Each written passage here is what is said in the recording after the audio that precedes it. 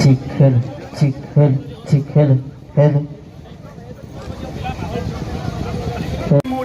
Muzabat, BJP সৰকাৰ কাম নাই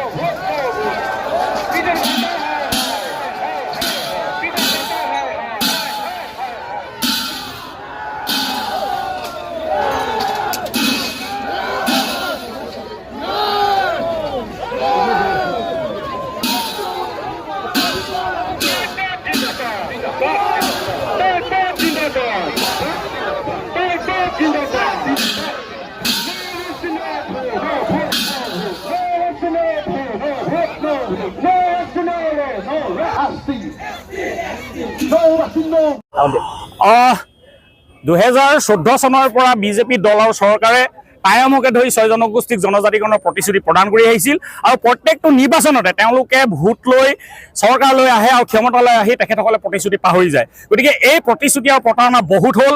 ইয়াৰ বিৰুদ্ধে আজি আহোমসকল সংঘবদ্ধ হৈছে আৰু ৰাজপথলৈ ওলাই আহিবলৈ বাধ্য হৈছে। গতিকে 2025 চনটো ডেডলাইন আৰু 2025 চনৰ ভিতৰতে আমাক জনজাতিকৰণ লাগিব, হয় ৰঙামাটি নহয় গুৱাহাটী। আমি অনন্তকাল জনজাতিকৰণৰ কাৰণে অপেক্ষা কৰি থাকিব নোৱাৰোঁ আৰু এই 2025 চনৰ ভিতৰতে যদি আমাক জনজাতিকৰণ নিদিয়ে তেতিয়াহ'লে এই শৰাইঘাটৰ প্ৰকৃত ৰং কি আহোমৰ ডেকা গাভৰুৱে দেখাই দিব। কাৰণ শৰাইঘাটৰ দ্বিতীয় যুদ্ধ বুলি কৈ তেখেতসকলে আমাৰ ভোট লৈ আমাৰ আৱেগক বন্ধকত দি তেওঁলোকে চৰকাৰ গঠন কৰিলে আৰু আমাৰ আৱেগক লৈ খেলা কৰিবলৈ দিয়া নহ'ব। প্ৰকৃত শৰাইঘাটৰ ৰং কি এইবাৰ আহোমৰ ডেকা গাভৰুৱে দেখাই দিব। আমি আজি জনজাতিকৰণৰ ক্ষেত্ৰখন আমি আজি জিলা আয়ুক্ত কাৰ্যালয় ঘেৰাও কাৰ্যসূচী লৈছোঁ। ইয়াৰ যোগেদি আমি ডক্টৰ হিমন্ত বিশ্ব শৰ্মা আৰু নৰেন্দ্ৰ মোদী অমিত শ্বাহক আমি বুজাই দিব বিচাৰিছোঁ যে 25 চনৰটোৱে আমাৰ ডেডলাইন। 25 চনৰ পৰা আমি কোনো কাৰণে মানিব নোৱাৰোঁ। 26 চনৰ ইলেকশ্যন আছে, তাৰ আগতে আমাক জনজাতিকৰণৰ স্বাৰ্থ এখন প্ৰদান কৰিব লাগিব। অন্যথা কিন্তু আমি বিজেপি চৰকাৰক এই আমাৰ প্ৰতিৰোধ কৰিবলৈ বাধ্য থাকিম আৰু যিকোনো প্ৰকাৰে আমি ডক্টৰ হিমন্ত বিশ্ব শৰ্মাক গাদীৰ পৰা উঠাবলৈ যত্ন কৰিম। গতিকে আমি গাঁৱে ভূঞে সকলো শ্ৰেণীৰ ৰাইজ ওলাই আহিছে আজি তাৰিখত, সজাগ হৈছে যে জনজাতিকৰণৰ বিকল্প নাই। জনজাতিকৰণৰ আহোমসকলক সুৰক্ষিত কৰিবৰ কাৰণে বিকল্প নাই।